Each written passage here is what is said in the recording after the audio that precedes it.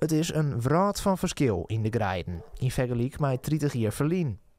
Doe vond Cor Hamersma van Driessen met zijn heid ekkor is het eerste liepij. Maar sa volle liepen als de doe winnen, zo'n beetje binnen te nou. Toen we het zo'n spultje van, toen vonden we ze nog wel boeten de dwarpen.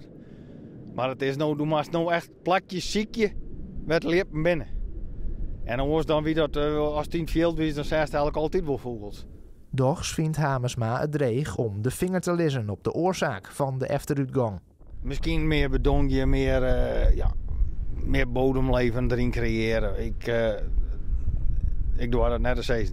En dan kan je wel zeggen van ja, we kunnen alle predatoren wel afschieten. Maar dat is echt net de manier.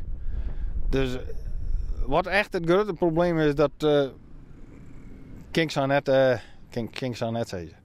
Maar zolang te liepen binnen, gaat Hamersma de grijde in.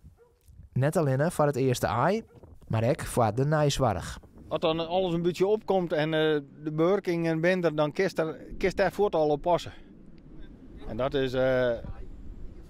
dat is denk ik ook wel een wichtige zaak.